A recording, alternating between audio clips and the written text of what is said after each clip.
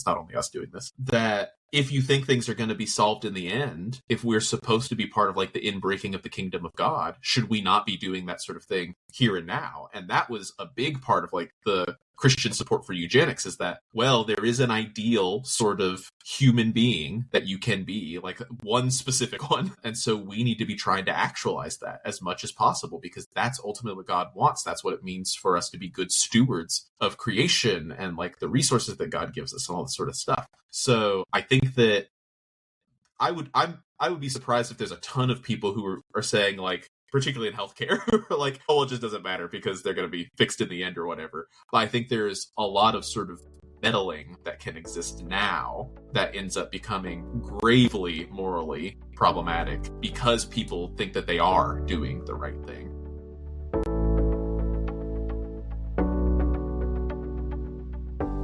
Hello and welcome to It Means What It Means, or welcome back if you're a subscriber already.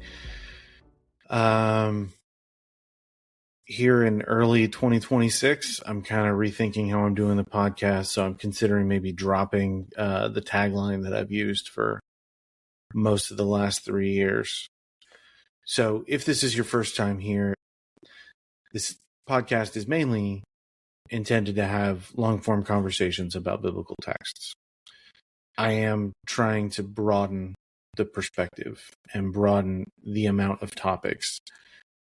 I think the first instance was a religion scholar, and then a fantasy author, and there are more things that are not within the biblical studies arena that I have planned.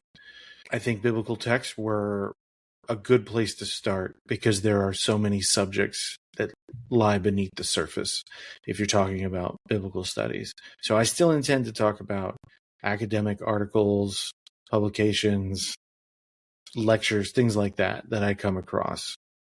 And I intend to look for those. And the balance of the conversations will probably be based on those things.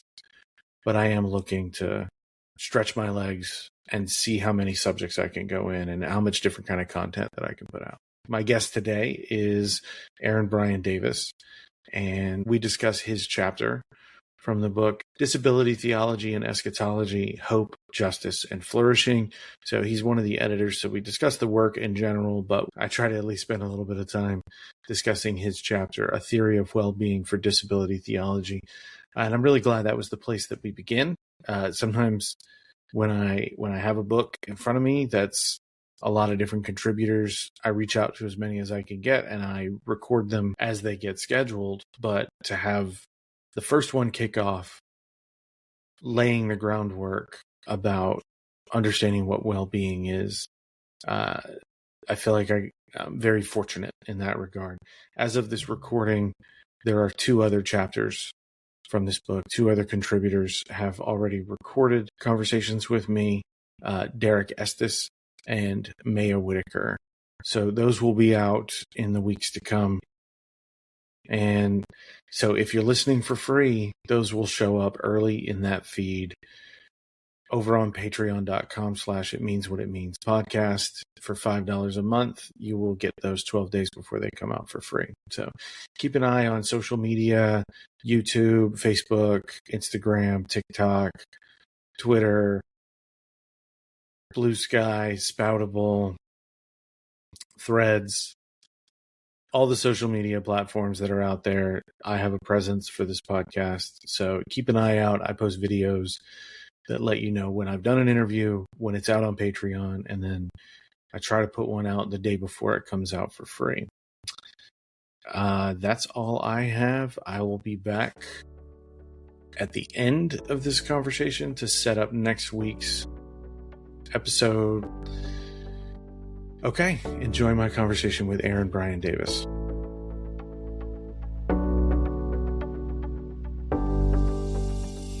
Aaron Davis, welcome to the podcast. Thanks so much for having me on. I think it'll be a real fun time. I hope it goes as well as the 15 minutes of your time that I took chit-chatting before you have to heat up the engine. This is a carbureted podcast. You can't just get the thing and go. Yeah, or diesel. We warmed up the glow plugs. So before we get going, will you tell the audience a little bit about yourself? Yeah, so currently for work, I am Fellowship Engagement Director and Theologian in Residence at Lutheran Church in the Nativity in Arden, North Carolina, which is near Asheville in the Western North Carolina mountains. Fellowship Engagement Director is a funny title. People ask me what it means, and I have to tell them that my boss made it up. So I think I'm the only person with that title. It's like one part doing in-reach, helping connect people in the church, like supporting ongoing ministries, helping pull people up to do new things, and also one part outreach, so like trying to connect with others and stuff like that, doing outward facing events or that sort of stuff. So that's sort of like my day job. Theologian in residence is fairly self-explanatory. That's a nice title they basically threw me. I don't get paid more. I don't get paid by the article at the church or whatever. But they gave me that to sort of acknowledge that I am an active theologian, and that's something they appreciate and all. So that has been nice to have as well. I do a little bit of teaching at Brevard College nearby to Asheville, which is a little small liberal arts school for the most part of the United Methodist Church. And then I'm also coming in as a researcher at Trinity Lutheran Seminary at Capital University. We're still working out like the details there because they've not had somebody in a position like this before. But I think that'll be really interesting. So that's sort of like professional life stuff. Academically, I did my PhD at the University of St. Andrews in the Logos Institute for Analytic and Exegetical Theology. I worked with Andrew Torrance there as my supervisor, and then you also, if you're there and you do an analytic theology, you can't not interact with Oliver Crisp, and so he was involved there too. He was my internal examiner for my thesis. I did my THM and MDiv at Union Presbyterian Seminary in Richmond, Virginia.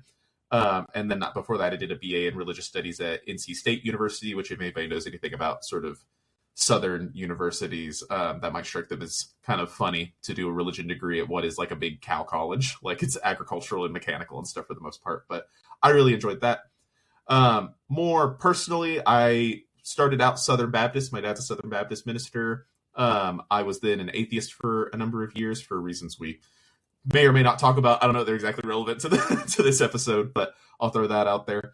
And then sort of wandered my way back to Christianity. I really considered becoming Jewish for a bit and was regularly attending synagogue. The rabbi was actually going to let me go on birthright, which I thought was crazy and did not do because I would have felt disingenuous about doing that because I'm not Jewish.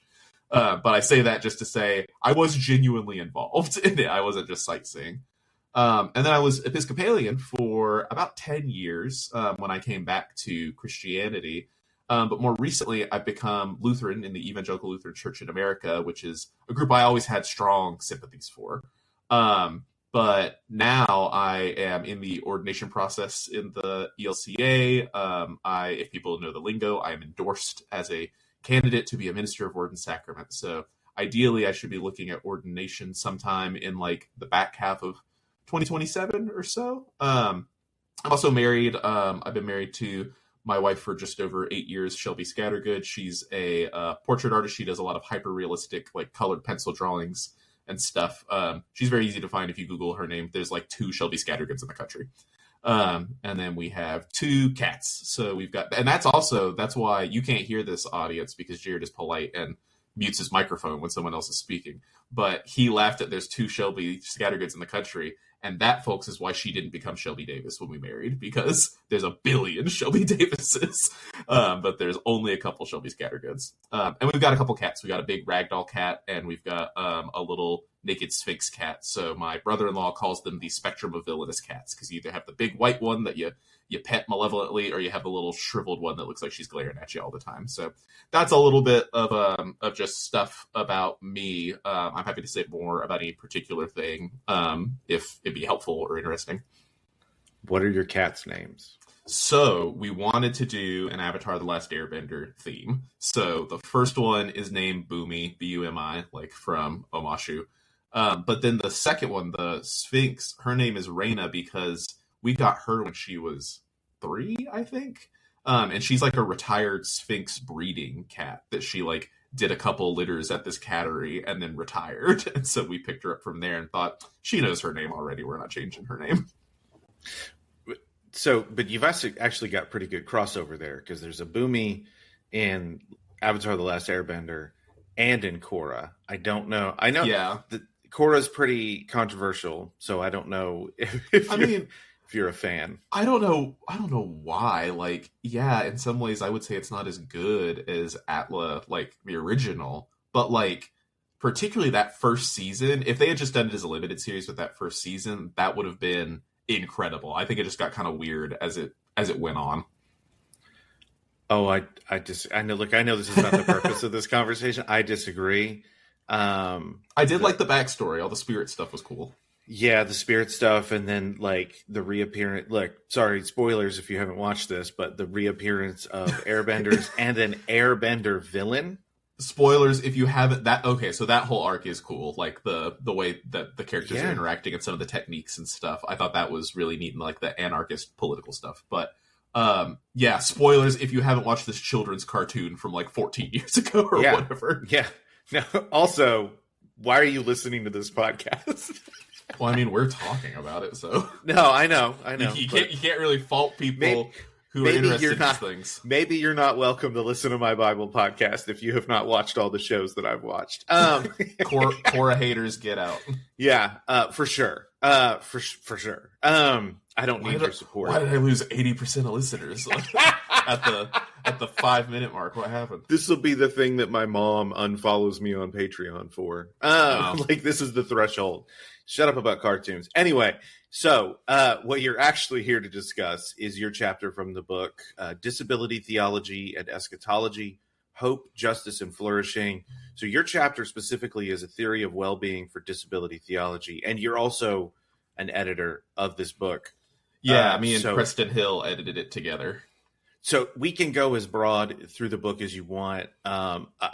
Most of my questions are focused on your chapter, but if you want to go bigger picture, that's fine. I was really happy to see that, one, it was the first chapter that we were going to be discussing, but that it was almost kind of, so the theory of well-being almost seeming like, hey, we're starting out with an assertion rather than, I think disability almost seems like a negative conceptually. And so beginning with what is well-being. And so I really do appreciate that.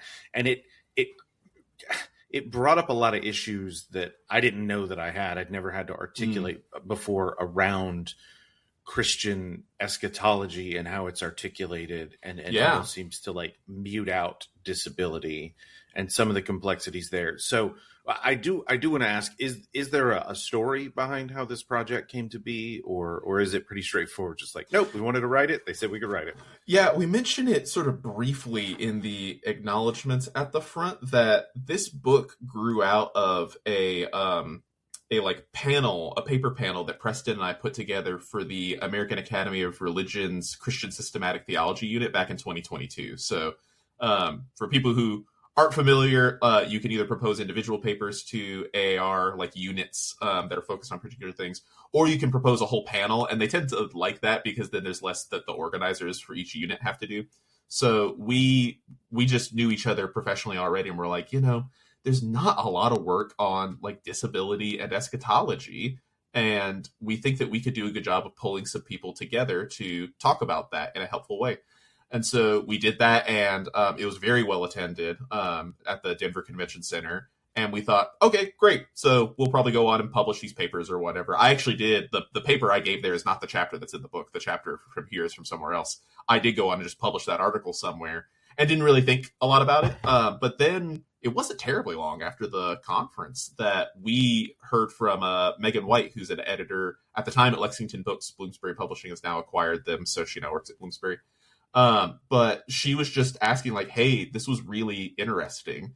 Have you guys thought about turning it into a book? Because I think it could like have some broader appeal and sort of set a tone on some stuff. And so, it was kind of by accident in a way that it became a book. We didn't set out to put out a book based on the panel. It's just an opportunity that sort of fell in our laps. And I mean, I was a PhD student at the time. So I went and like asked my supervisor and asked Oliver, like, does that seem like a good idea? And I think it was Oliver who was like, yeah, I mean, they're just kind of giving you an opportunity to do something cool. So if you're at all interested in it, I would definitely go for it. And that's like a legit publisher and everything. So it kind of fell into place because of the beneficence of others, really. But we're glad how it came together. And it got a lot wider. We didn't have, because we've got 8 chapters in here, we didn't have 8 panelists. That'd be crazy. But we picked up some people who weren't in there. So like Derek Estes was on the panel, and he was, I can't remember, I think Eleanor Stump was on his like dissertation committee. And I had emailed with her a little bit in the past, and he just asked, do you think you'd be interested in having Eleanor in the book? I was like, what a stupid question. Of course we're interested in having Eleanor in the book. She'd be like the biggest name in the book. So there was a lot of neat stuff that came out of it, but I'm hoping it'll be useful to people. I wish they would put out a cheaper paperback copy, because this hardcover, if you buy it and don't get a reviewer copy, it's like $115 or something ridiculous. So if you want my chapter, you are allowed to limitedly share your work with others outside of the copyright. So if anyone is interested in it, they should send me an email or a Twitter DM or something, and I'm always happy to share stuff. Yeah. And just, you may want to warn all the other contributors that I'll probably be hitting them up now that we're actually having a conversation. I try to do that is reach out to everybody who's contributed to a book if I can wrangle up their contact information. But yeah, I know Harvey, the 8th chapter author, Harvey Caudron, would definitely be happy to talk about it. He's a very good friend of mine from St. Andrews, so I can vibe check him very easily. Oh, nice. Okay. Well, I'll still reach out, but so that I've at least done the legwork. But okay, what is well-being? I think that's probably a good way to begin, because it's a much bigger topic than I thought. It seems like there's more work than I anticipated. Yeah, it's kind of the $1 million question, isn't it? And I almost like elide the issue in the chapter, because like philosophy of well-being, in the same way that you got like philosophy of religion and philosophy of law or metaphysics or like all these different sort of sub-disciplines, philosophy of well-being is kind of just like its own standalone thing. Like it's been debated since Plato and Aristotle and the ancient guys. Like, what does it actually mean to flourish is often the term that gets used to, not just be saying well-being all the time. So in the chapter, what I do is walk through a few different like types of theories that tend to be common in the sort of like contemporary landscape. So you'll have like hedonistic desire satisfaction and objective list theories are the sort of big 3 categories you tend to run into. Hedonism, people are probably familiar. You maximize pleasure, you minimize pain. The things that people are arguing about there are not just the truth of the theory, but like what is pleasure, what is it to maximize it, what is pain, all that sort of stuff. Desire satisfaction on its face seems like it'd be just, hedonism by another name, but it's a little bit different, because you might desire something that's unpleasurable at a given time. So like I desire to get another COVID booster because I missed one when I was in the UK.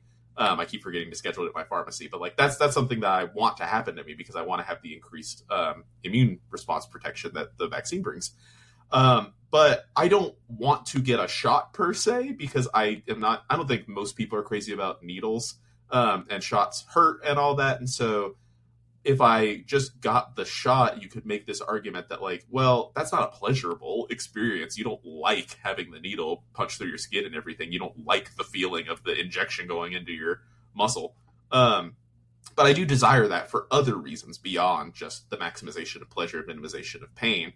And you can run that sort of scenario. That's a very basic one, because you could argue that I could want that on a hedonistic framework too. That's a very, very basic sort of way that you could draw the difference between those two, that desire satisfaction is about satisfying those desires, and they might not actually, bring pleasure and reduce pain at any given point. Objective list theories tend to be a little bit harder to categorize, because they are much more like a big class of theories versus like a specific sort of species of thing that you can see in different places at different times. And so the fundamental thing going on there is just that, whereas with hedonism and desire satisfaction, what makes something good for you, what it makes it contribute to your well-being or helps you flourish, at bottom is kind of that the terminology that tends to be used in the literature is that it has a pro attitude. It's pro attitude involving, it's something that you want. So like, I want to get the shot. I want to feel good, whatever.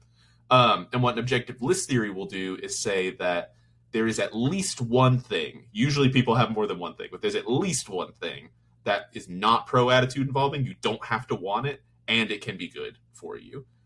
So like, an easy one there that sort of like rides the line would be if we want to talk about Aquinas's view of human flourishing. Aquinas thinks that we are made for happiness fundamentally, but he also thinks that our happiness is fundamentally found in union with God and the beatific vision and these sorts of things.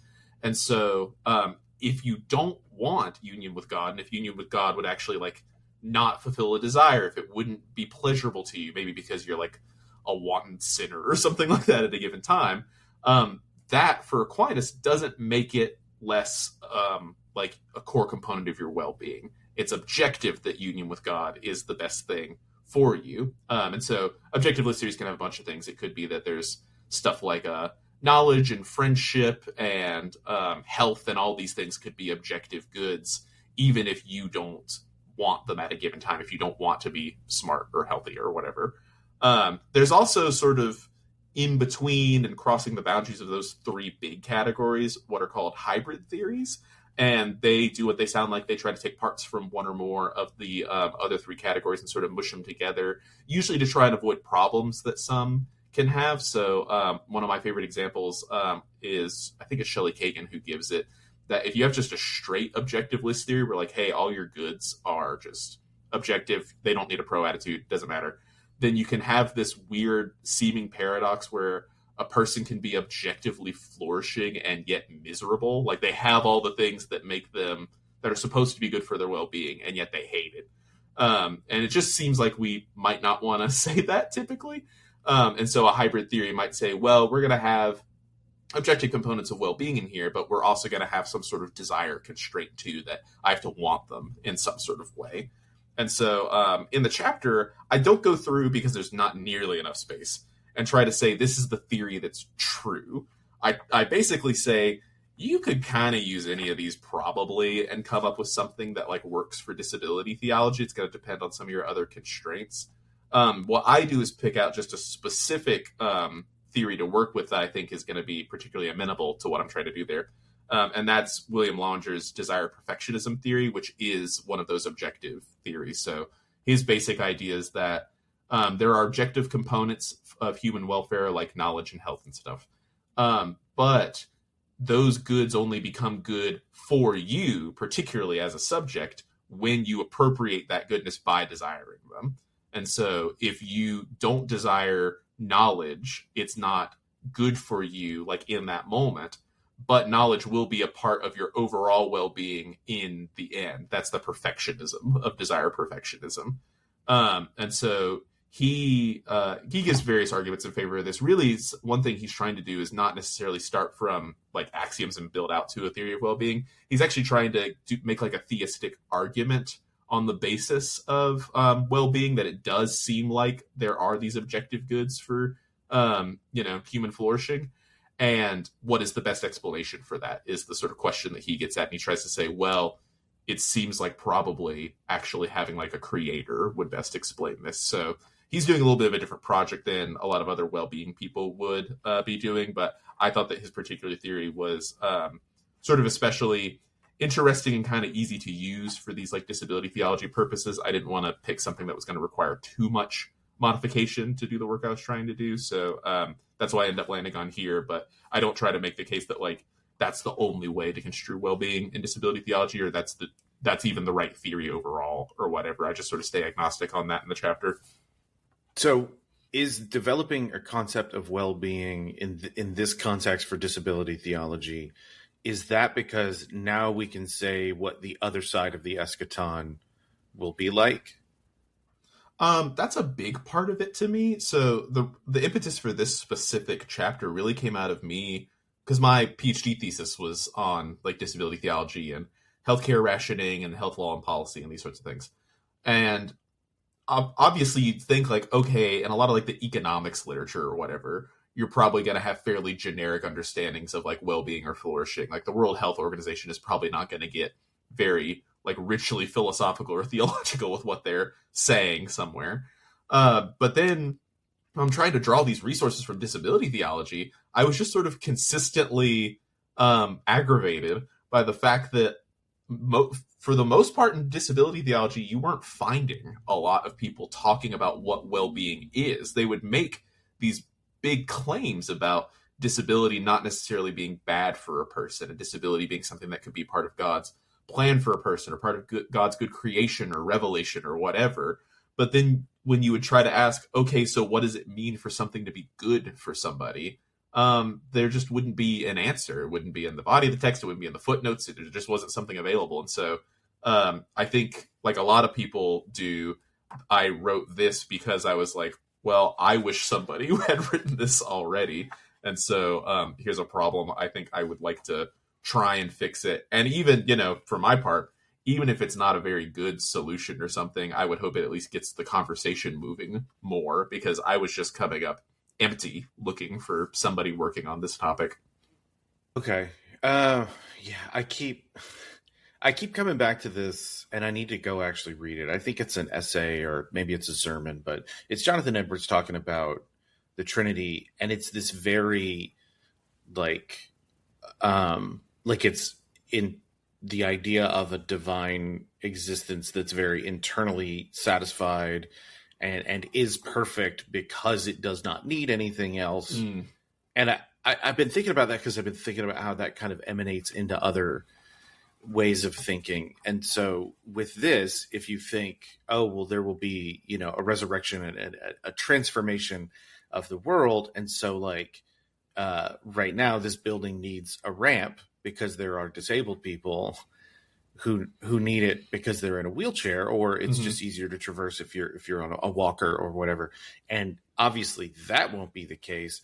That there's kind of an implied they won't need me, and that is the better side of existence, is this person won't need me. And so I can't help but wonder, well, what opportunity for love is there if you don't include the idea that in the eschaton, people will still be limited and need one another? And I may be jumping ahead a few things. I think there were some more foundational things I wanted to ask you first, but I can't get that one out of my brain. So yeah, but that's this is in general why I'm interested in eschatology. I tend to find that people are very naturally eschatological thinkers, particularly working with kids. I've gotten some of the best theological questions in this area from kids, doing children's chapel and stuff like that.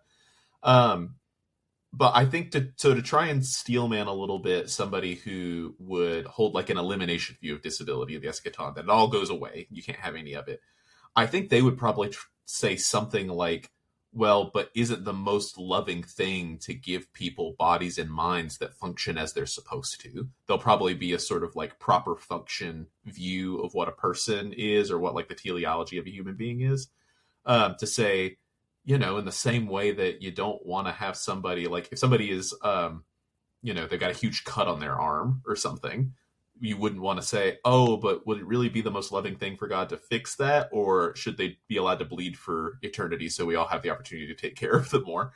I think that elimination view people would probably tend to say, no, the most loving thing is to fix their arm so then they can participate in the beloved community in the same ways as everybody else and all that sort of stuff. So I think there could still be opportunities for love in those views. I would want to, avoid trying to make elimination view proponents out to be people who are just callous towards disability or whatever. I think that usually the view is that this is the best thing for people, and you want God to do the best things for people because God is the best. And so what a lot of disability theology is trying to do is just sort of question the assumptions there. You do find some people who end up being more abrasive, I think. I don't tend to like to do that so much. I try to be fairly charitable. Yeah, I think that I would tend to agree with you that, yeah, there is some sort of especially loving quality, and there's more dynamism and stuff like that in an eschaton that still includes diversities of embodiment and mental life and all. But I would just also want to be careful about saying that, you don't have, and I'm not saying that you're saying this, I could just see it running this end. I wouldn't want to imply that people who don't have that view are somehow unloving towards disabled people, if that makes sense. Well, okay. Certainly, I think from their point of view, it is more love as sentiment. I will give that credit, that they may have an understanding of love in more of a way that I would describe as its affection. And so it is a more like ephemeral, but I think it's difficult to escape from a biblical understanding of love that is material. And so, and that's the distinction I would put there. It's not that they're callous. It's almost from a point of privilege. Like, and the teleology of it all, of like, well, if you have legs, they should work. Okay. And also, what are the opportunities to love in the eschaton, whether everyone can walk or not? But, and I think autism spectrum disorder, which you bring up in your chapter, that is a helpful example. So it does almost seem as well, my opportunity to love them is that I get to, this would be me steel manning their point of view. My opportunity to love them is that I get to share in the joy that they now have, that they no longer, and I guess the word they might use is like suffer or are afflicted with autism in a way that they were prior to the eschaton. And so I can see the validity in that. But going back to the love is not the things we feel, it's the things we do. That does seem the biggest challenge to me. So yeah, I'm not trying to be combative. Not trying to be. Maybe it's taken that way. But trying to center an idea of love as the things you do rather than the things you feel. And I think it's probably very easy to default to a very Western contemporary understanding of love as being, well, I certainly feel love for them. So I don't know if I just took us down a weird road with that, but I agree with you that they're not villains necessarily. Yeah, I think you can run it on a more active view. So like I think that Eleanor Stump is basically right that love is the conjoinment of two desires. One is a desire for the good of the beloved, and the other is for the desire for union with the beloved. And so that's a very active thing. Love is something that you sort of enact. It's not mere sentiment.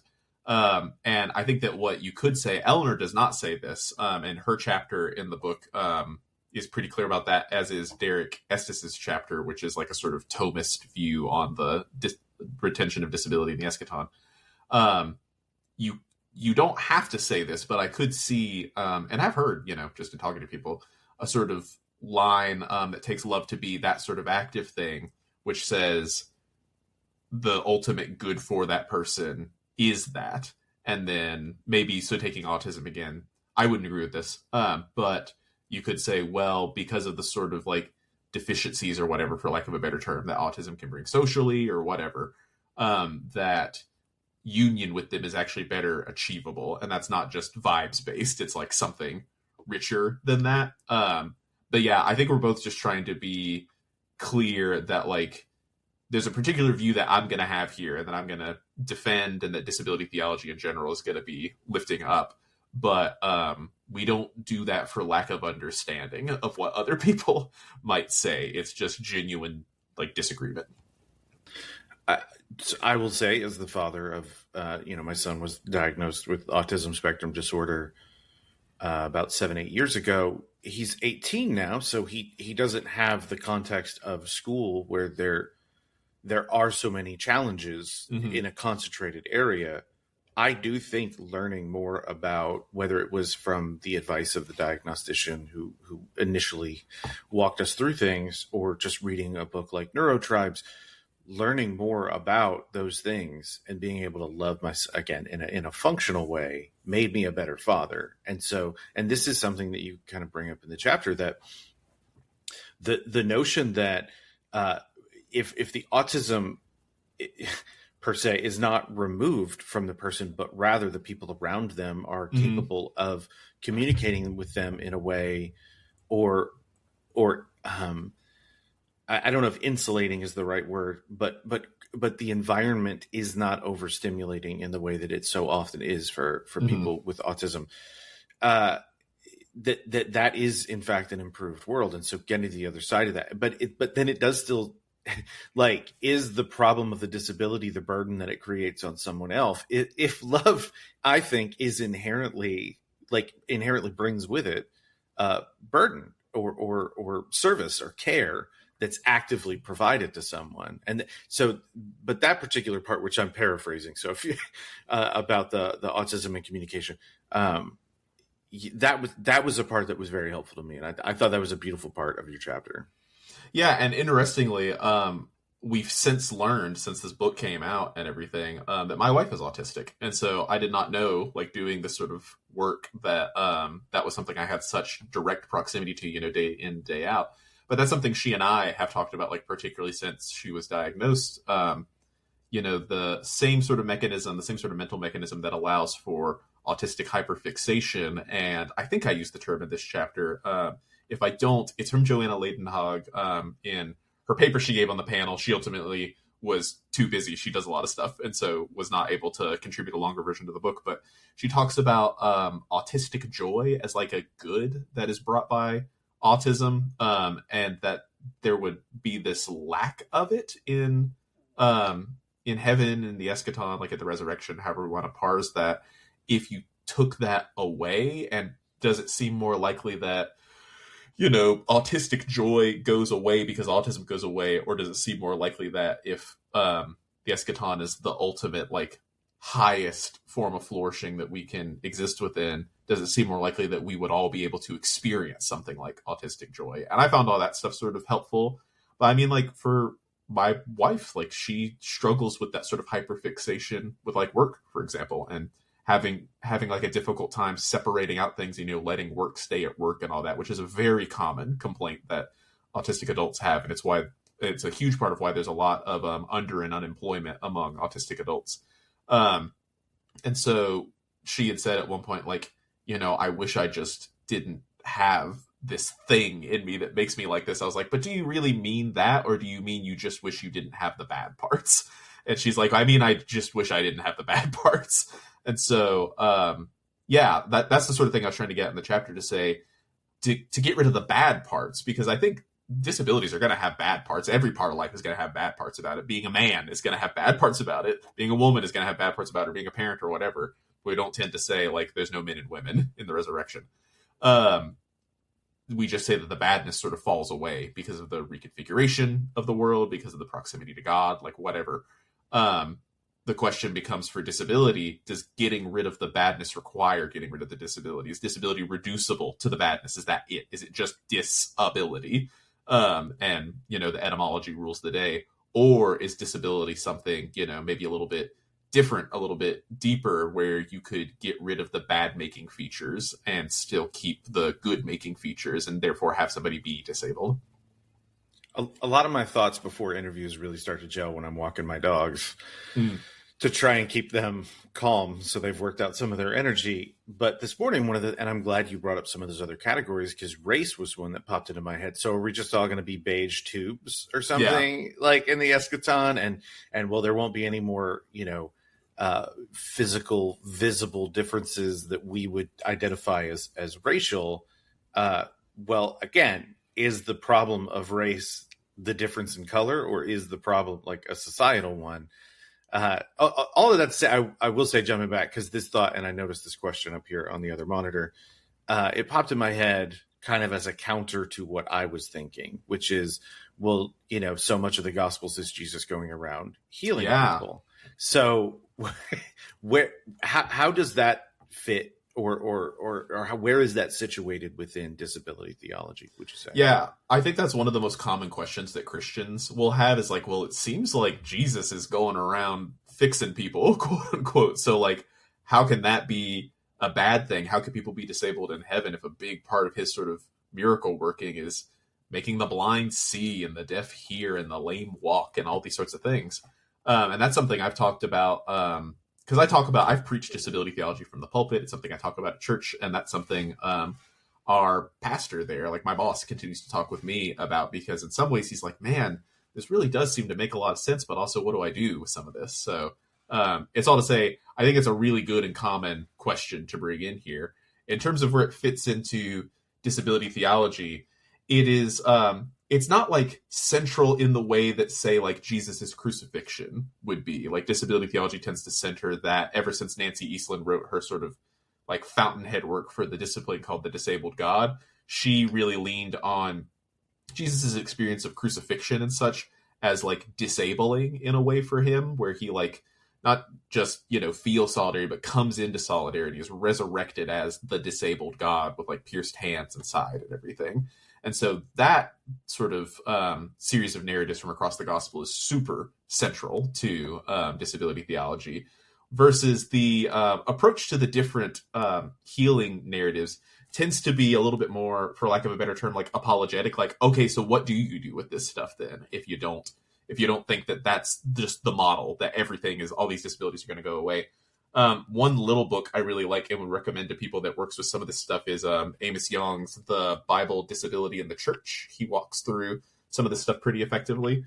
And it just sort of depends on the particular passage that you're talking about, how things get addressed. So if we're talking just specifically about, say, Jesus healing the blind man, I think it's at the pools of Bethesda. There's one of the blind men that Jesus heals in the Gospels where he says, what do you want me to do for you?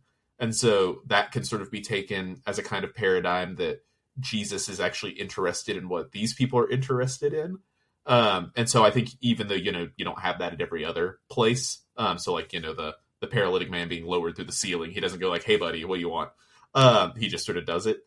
I think you can still take that if you are, a conciliarly Orthodox Christian, if you are a Chalcedonian Christian, all these sorts of things, which is not to write the Oriental Orthodox out of the story. That's a different thing that I'm working on right now. But just to say, I'm a Chalcedonian Christian. I take very seriously that particular framework of one person, two natures.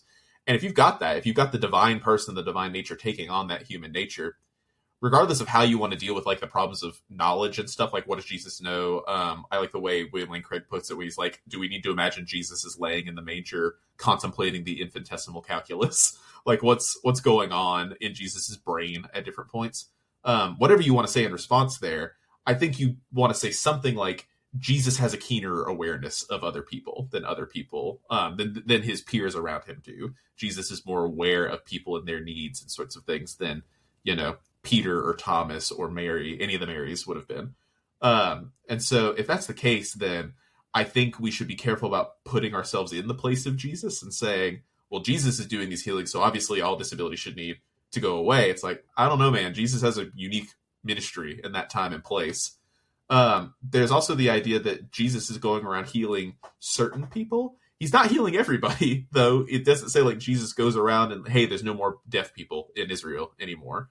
Like, he's doing these signs, but it doesn't seem to be that he's like making that the core thing, that is the end all be all for people's well-being. So that's something that can factor in as well. But the big thing I think we can take away there is that, like, yeah, Jesus is healing people, and maybe it will be that some people don't have their disabilities in heaven anymore in the eschaton. I think that's entirely possible. And I think that like a robust view of well-being needs to take that into account, that you need to not say, as some disability theologians in the past said, it's less common these days that just everybody who's disabled has to be disabled. That may not be the best thing for everybody, but it could be the best thing for some people. And so we need to be careful on both sides and saying that, like, we shouldn't sort of import ableist norms into our theology unnecessarily. But we also shouldn't be bringing in sort of naive views of disability, I guess you could say, too. And so who is it? I think it's Scott Williams in The Lost Sheep and Philosophy of Religion by Blake Harrith. It's an edited book by Blake Harrith, and Kevin Tempe has a chapter on this. I might be getting that wrong, but it's someone in that book has a chapter on this where they talk about sort of exclusive retention views, like everybody who's disabled has to stay disabled. They talk about exclusive elimination views, and then they talk about sort of optionality views. And I think that's the easiest way to deal with like the biblical passages, to say, yeah, Jesus is healing people. Maybe he knows more than we do. Maybe it's the case that for those people, the best thing for them is to not be deaf or blind or paralyzed or whatever. But I don't think we should therefore take from that the best thing for every single disabled person is to not be disabled anymore. That just seems like a unwarranted jump away from what's going on in the text to what we want to say. I think it kind of reminds me of people as I was growing up in churches and hearing people say, like, the poor you have with you always, as though, yeah, no, of course, we can't fix it. I can't fix it. What can I do about it? They're always going to be there, rather than, and it may have been Walter Brueggemann I learned this from, that like Jesus is quoting Deuteronomy, I believe, but saying like, "Oh, you have a problem with how she spent this money, uh, but the poor you have with you always, you should always be taking care of them, and that Yeah. not being a thing." And and then with disabled people, oh well, it's all going to be fixed anyway, rather than saying our understanding of where things are headed. And I'm pretty sure it's NT Wright that I learned this from. Your understanding of eschatology should dictate your behavior now. And I think this Hmm. kind of brings things back around to the idea of love. What is love? And if you get an opportunity to love people, you should take that opportunity, and you should always be looking at, well, hey, what do we want the world to look like? So, uh, and I think it makes it a lot more difficult if you're like, yeah, but it's all going to be wiped out anyway. So, I'll take care of you, and it's pain management or mitigation. And I did so. This makes me think. I threw this question in there because I think it was Eric Harvey, kind of talking about disability in the past with him, that brought up the idea of like trying to move beyond merely accommodating people, Hmm. but incorporating them into society in a more like full way. Is that something that you're able to put much thought into in your work? Yeah, it's not something that comes out a ton in this chapter just because it's about eschatology, which is by definition not where we are right now. It's something that I work a lot more in my doctoral thesis on. And so whenever I get around to like revising that appropriately so it can be a book somewhere, people can look at that. It's embargoed right now for that purpose, but if anyone is interested in it, they can reach out to me because obviously I have copies of it. Um, I deal a lot more with the idea there that if you have these sort of implicit ableisms in your outlook on the world, then yeah, you genuinely do like run the risk of inflicting a lot of bad stuff onto people. And the case that I make there is that you can end up very easily with a healthcare system or practices in healthcare that are just eugenic. That we just continue to prop up eugenics. Like it's the sort of thing that a lot of us like to think sort of didn't exist. It was this weird thing that Hitler did, and it went away. And we forget one that Hitler took a lot of inspiration from other people, including major American and British geneticists. But then also that like eugenics projects continued for a long time after the Second World War. So I live in North Carolina. I'm from North Carolina. I'll use examples from North Carolina. Um, if you walk around in Raleigh, in the state capital, it's pretty easy to find what is now the building for the North Carolina Community College system. There's 100 counties. There's like 80 something community college dotted all over the state. And so they need a nice building in Raleigh to like run everything from. This is good looking like historical structure. It's just sort of a big brick monolith, but I like the vibe of it. If you look a little bit more closely when you're walking around, you'll see that there's a historical marker in front of that building. And the historical marker points out that that was built to be and was originally the home of the North Carolina Board of Eugenics. And so that was something that ran well after the war. It did not have its legal ability to take away. The big thing was they were like sterilizing people forcibly. They didn't have that legal power taken away until like the 80s. And it was even into the early 2000s when they formally, or sorry, I have that the other way around. In the 80s, I believe they like disestablished it, but just the state kept the authority to do that. And so it had a long half-life, and they were doing things. North Carolina was especially egregious because whereas other states like California's eugenics board, lots of states had eugenics boards, but California's numerically sterilized the most people. But California required referral to the board from a physician. And so there was a little bit more like control over who was getting sent before the board and getting like rubber stamped to be sterilized. In North Carolina, we gave social workers that power. And so you can imagine what happened. You'd have these white social workers being sent into majority minority communities like black communities and Hispanic communities and everything. And they're looking at people and going like, well, they probably shouldn't breed, and just sending them to the board. Like one of the more egregious cases that I saw was a girl who was reported by the social worker to the board for being often away from home and constantly talking about boys. And the board voted to sterilize her. She was 12 years old. So just like crazy stuff continued to happen there for well after the war. And it continued to be relevant to disability too, because people tend to think like, well, obviously you don't want to have disability existing in the world. And so what's an easy way you can do that? It can either be that you fix people, quote unquote. You can say, for deafness, you can say cochlear implants are the standard, and we are going to implicitly or explicitly pressure parents to do this. It can be through selective abortion, where you say, oh, well, Down syndrome is so bad, we need to just prevent any pregnancy from continuing where it looks like there's going to be Down syndrome.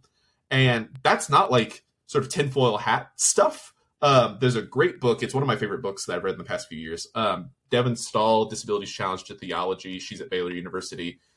Genes, Eugenics, and the Metaphysics of Modern Medicine. And she sort of points out that the eugenics movement didn't really go away. It just changed terminologies and it sort of got wallpapered over. And so now we don't talk about it. And so we have this implicit metaphysic of what it means to be a flourishing human being that came out of this sort of like, you know, capital L liberal Christian, like human progress view that Catholics and fundamentalists have always been more insulated against because of their particular views. But like mainline Protestantism was in favor of, like, a lot of mainline Protestants were very vocal eugenicists.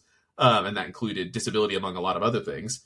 And so when we stopped doing eugenics, then we stopped like using the terminology, but we still had a lot of the same like underlying viewpoints. An example that I draw out is that you can see this in the renaming of the what was the British Eugenics Society.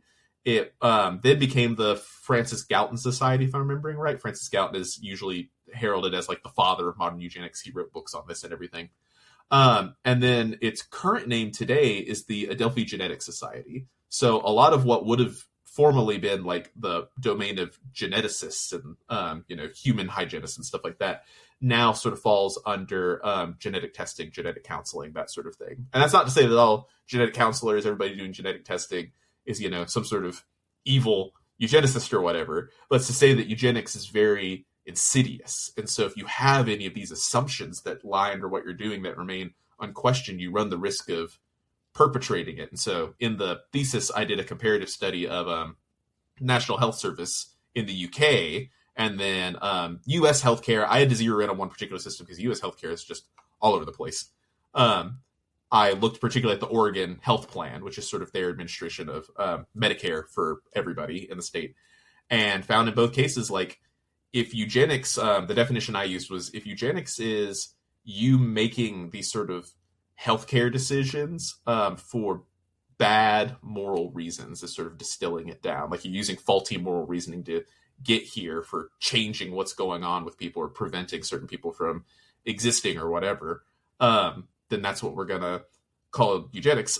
We do find that in both cases. So like on the NHS, selective abortion is prohibited, and you can't like you can in the US say pick for gender when you're doing IVF. IVF treatments are covered under the NHS if you have fertility problems, but you are not allowed to pick an embryo for implantation that has the risk of a severe genetic anomaly, which includes Down syndrome and deafness and all these sorts of things. Like, they actually, there was a very prominent case where some women wanted to do this, and they changed the laws after that to prevent this. They didn't say it outright, but it was sort of alluded to in the debates in the House of Commons and stuff like that.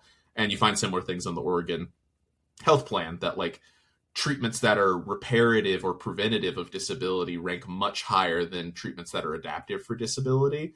And one thing that I thought was especially prominent was like pregnancy cares. They literally have a ranked list. It's like 1 through, you know, however many hundreds of different things. These are the priorities for the Oregon Health Plan. And so pregnancy care is like number 1. That's the biggest thing. And so right under that is abortion, because abortion is really closely related to like reproductive health care. You have to go way further down to get any treatment for various disabilities like Down syndrome or other developmental disabilities and stuff. I just thought that was so telling that, like, even if you're pro-choice, and I would tend to fit into like a pro-choice sort of camp, is it not odd that we're prioritizing abortion, literally numerically prioritizing abortion above any treatment for a given disability? So I think this works out in a lot of different ways, and that's somewhere where I've talked about, and I hope that sometime before too long that'll be like an actual book or something that people can see somewhere instead of just a PDF they have to ask me to email them. which we'll talk about me getting a copy Yeah. when we're done. I do think, though, there's a very insidious way that this creeps into conversations. And I know that it's probably not at the top of the list of people's understanding of disability, but anytime I've had a conversation about Social Security, Medicare, universal healthcare, anything like that, I would say a good 85 to 90% of the time, someone is going to use the phrase life expectancy. And, and quality of life is another one. They rarely care that much about that one, because they're saying, well, this program was designed when life expectancy was yada yada, and just like, I don't know, it seems like you have an opportunity to help take care of people, but you're talking about costs, and somewhere in a lot of those conversations around whether it's IVF and what eggs can be fertilized and which ones can't, I imagine someone would make the cost argument. Well, but if you're having a child deliberately to provide this, and it was tough to hear about the United Healthcare CEO being murdered for multiple reasons. But the two top ones for me were, one, a man was murdered. And then the very next one, to my knowledge, he was going to celebrate profits that are, as far as I can tell, predicated on cutting or limiting care to people who are paying to receive care, and that we have all just kind of been run through actuarial tables and amortized literally to death. And it's baked into the society, and so we have to accept it. And I feel like learning more about disability theology has been an opportunity for me to at least kind of, I have some more questions that I can provide myself with, so that I don't just so easily accept the idea that allowing people to die, or accepting that people will die or suffer or whatever, that there are other opportunities, rather than just saying, well, it's all going to be fixed in the end. The poor you have with you always, that kind of thing. I know there's no question there, but do you have any? Well, but any I think the big thing there. So I don't see a ton of people saying, it's going to be fixed in the end, so just let people suffer. What I do see is what Devin Stahl points out, what I work on in the thesis, and other people work on other places. It's not only us doing this. That if you think things are going to be solved in the end, if we're supposed to be part of like the inbreaking of the kingdom of God, should we not be doing that sort of thing here and now? And that was a big part of like the Christian support for eugenics, is that, well, there is an ideal sort of human being that you can be, like one specific one. And so we need to be trying to actualize that as much as possible, because that's ultimately what God wants. That's what it means for us to be good stewards of creation and like the resources that God gives us and all this sort of stuff.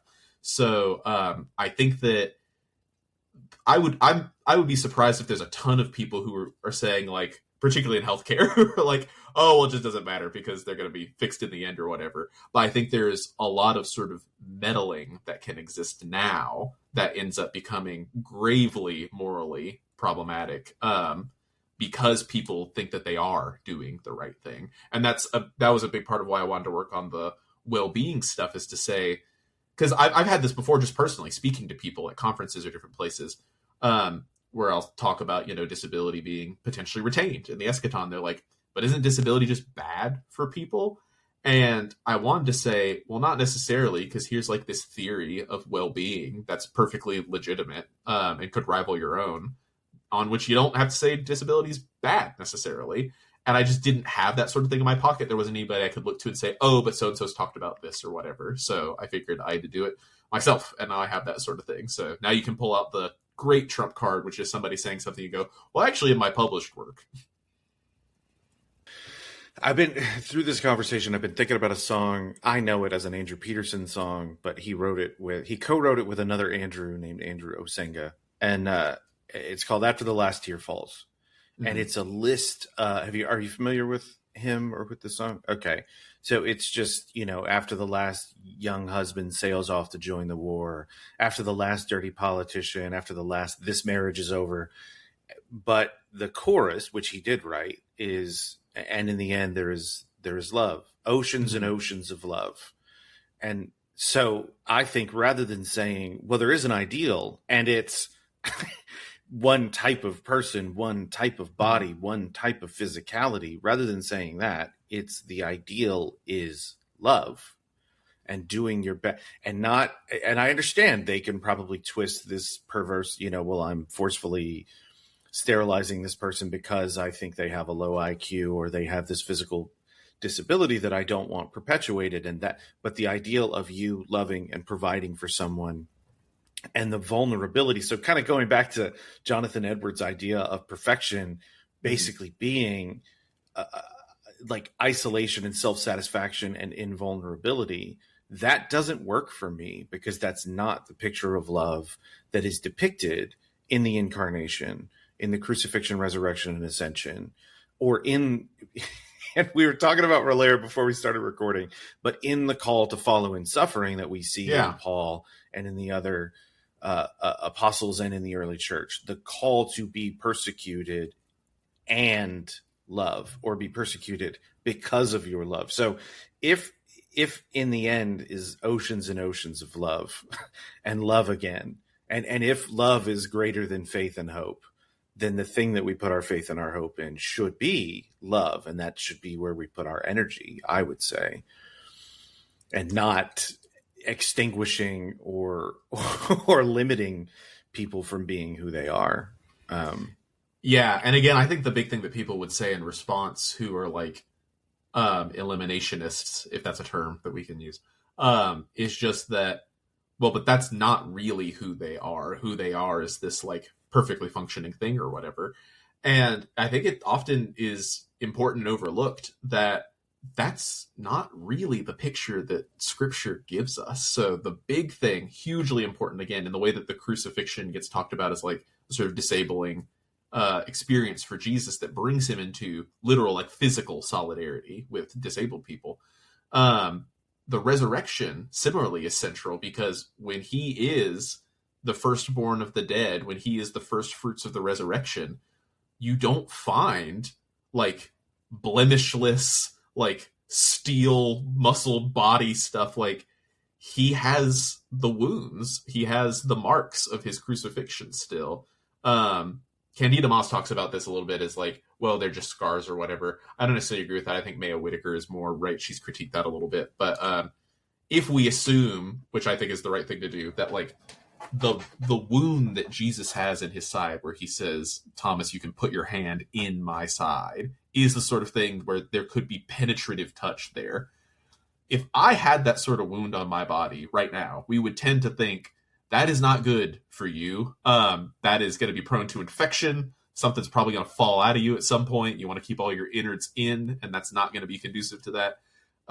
And yet for Jesus, it doesn't seem like a problem for him at all, even though it is still like open to like penetrating touch. Put your hand in my side.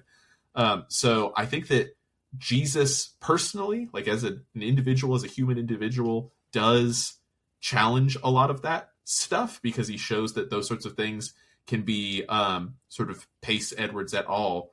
As tightly united to divinity as they possibly can be. Jesus is the God man. And so if that sort of thing can be a part of him forever and ever in his own resurrection, it seems difficult to me to then say, oh, but that doesn't work for us or whatever.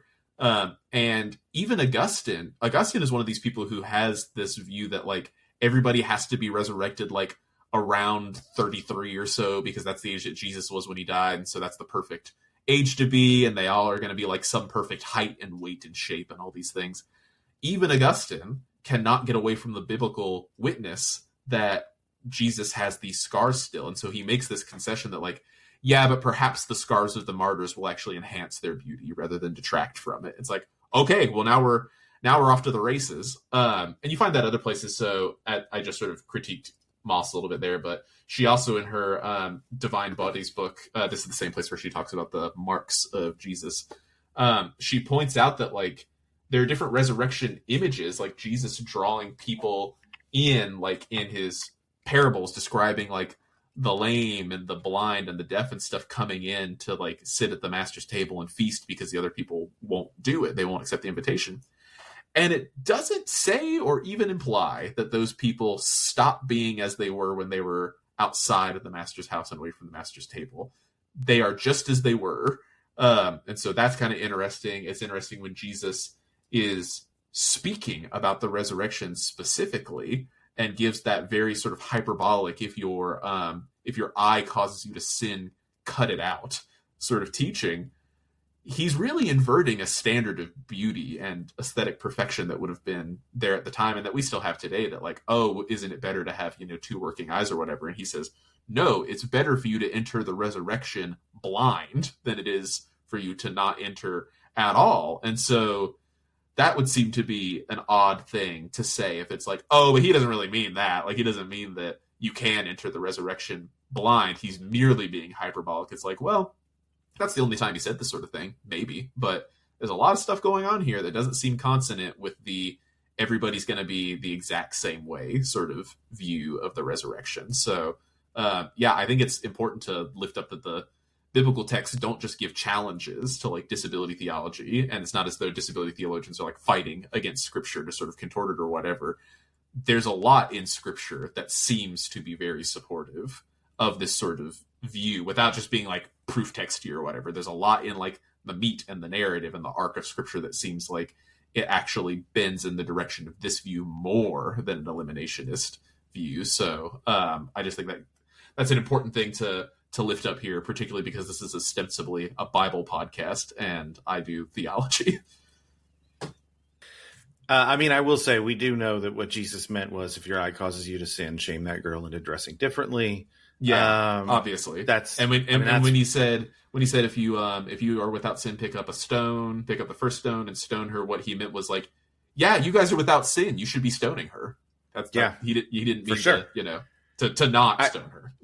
I do think there's an interesting, like in 1 Corinthians 15, the idea that Paul spends some time talking about the substance of resurrection bodies, like what they're made of, and that they're not physical. So that was and you know what, another person we were talking about before, or that I mentioned anyway before we started recording, Hank Hanegraaff. He's the reason that I knew about that. He wrote this book about resurrection probably like 25 years ago, and it was really helpful because I had always seen the passage we used, speaking of proof texting, for the rapture.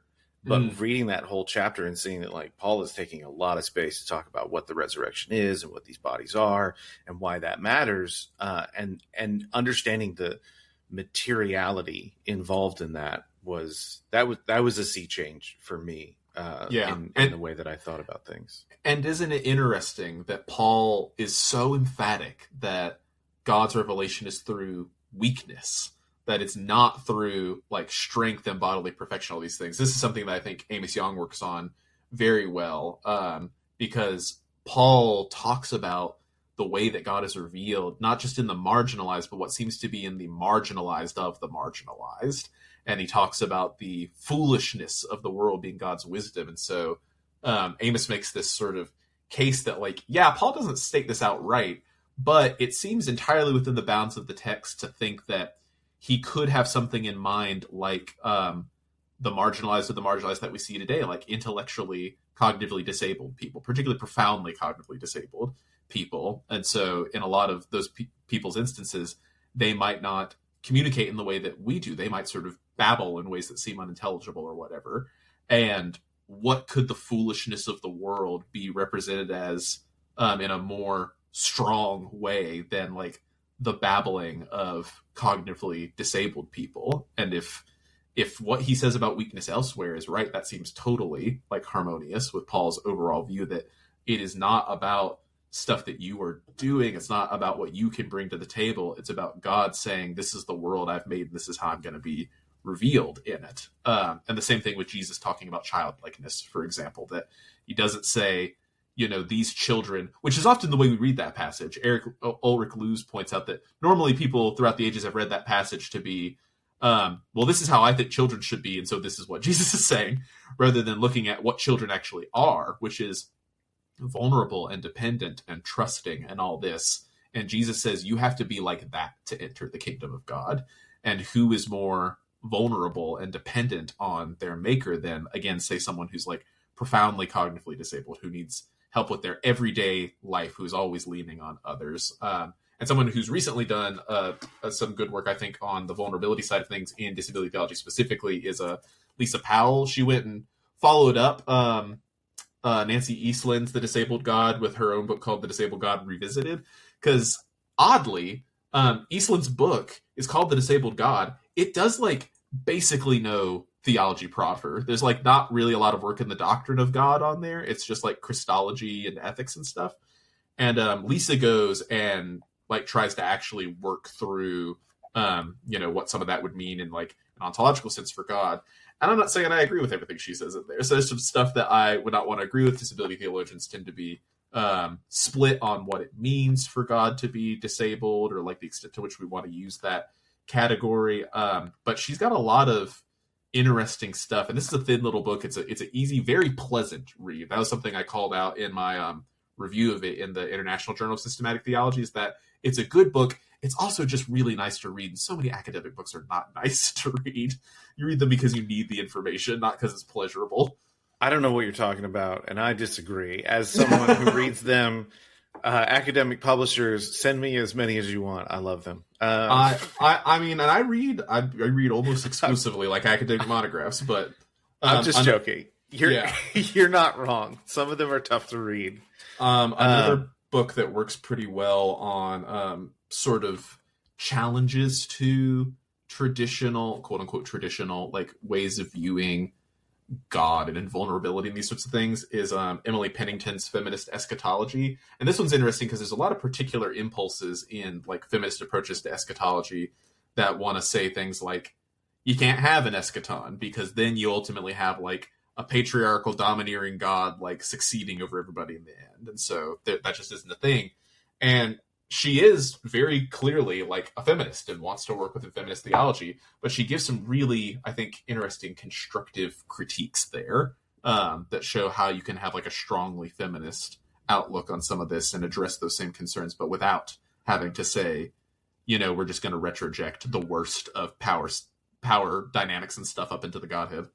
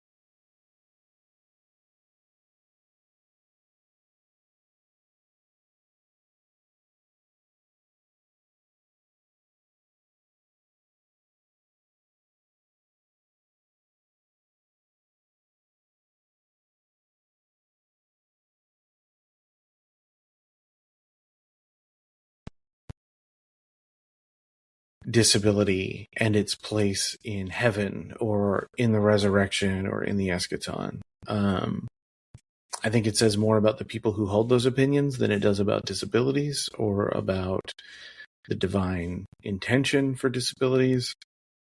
I think it says more about culture than it does about theology, but theology is a cultural artifact.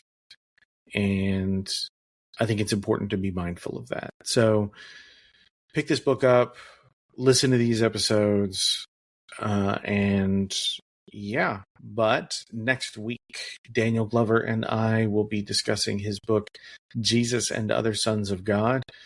If you're a regular listener to the podcast, you may remember the one little dust up that's happened in this podcast. You can go back and find it for yourself if you want, if you don't know what I'm talking about.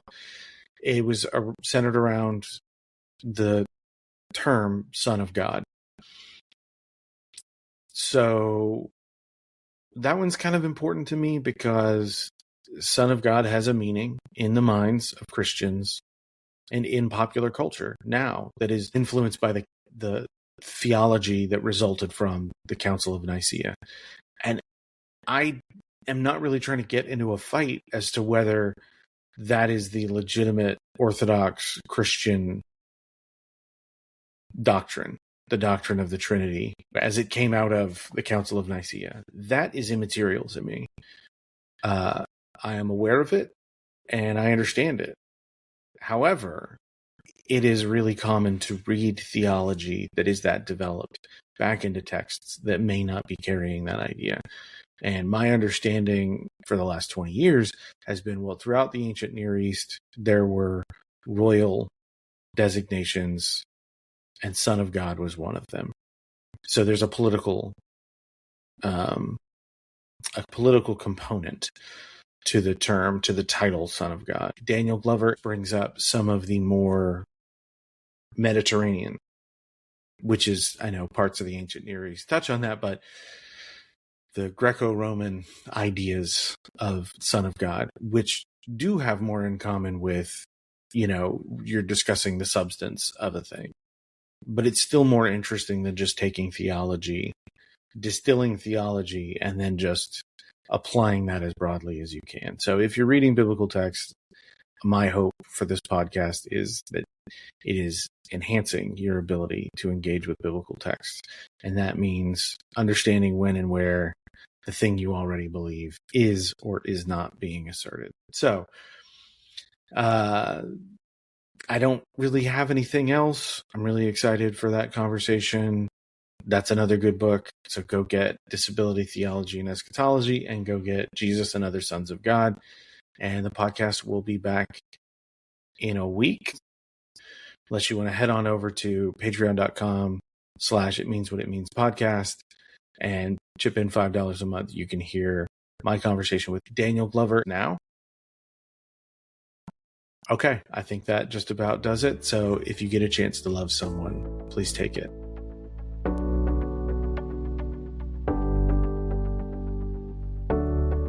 Jesus is indeed an ancient Mediterranean god. Like, he has all the defining features of ancient Mediterranean gods and is not categorically distinct from them in that, like, Luke does portray him as a demigod. He's not just a demigod, but he is at least that. And Luke does portray him as a hero. Not just a hero, but at least as that. And so this is not just a matter of intelligibility. I think it's a matter of conception. So the way that we're conceiving God, Jesus specifically, is as a Mediterranean god intelligible to ancient Mediterranean gods with a little bit, he's a little bit different. In the same way, again, that like Iamblichus's Pythagoras is a little bit different than just a demigod, just a hero, etc. And so for me, that raised some like really difficult theological questions for me to answer. And so one of the ways that I got after this question and started to find ways to think through it was really by thinkers like Karl Barth, Catherine Tanner, Cornelis Miskota, who my friend and yours, Colin Cornell, translated, and a Jewish thinker named Franz Rosenzweig. And so these thinkers, what they have in common is that they emphasize, to return to a topic of earlier conversation, God's like utter divine transcendence. God is wholly other than our own, than the sphere of creation. And so how do we know a God that's wholly other? I mean, classic Christian theology says God has to become a human. But the interesting thing that Muskota and in some ways Barth and Rosenzweig, the interesting move that they make is that God didn't just become a human, God became a God. Right? So in incarnating in the person of Jesus, God is not merely becoming human, but he's also becoming the divine human Jesus, who is, as such, also a Mediterranean God. And so there is, in other words, according to these thinkers, a transcendent reality that extends beyond the ancient Mediterranean religious environment. But because of the nature of incarnation, has to incarnate within a not just human environment, but a religious environment as well. And so in order to be intelligible and to become intelligible, God enters into this religious sphere, allowing, according to Muskota, allowing him to be understood as a God so that he can be comprehensible to human beings.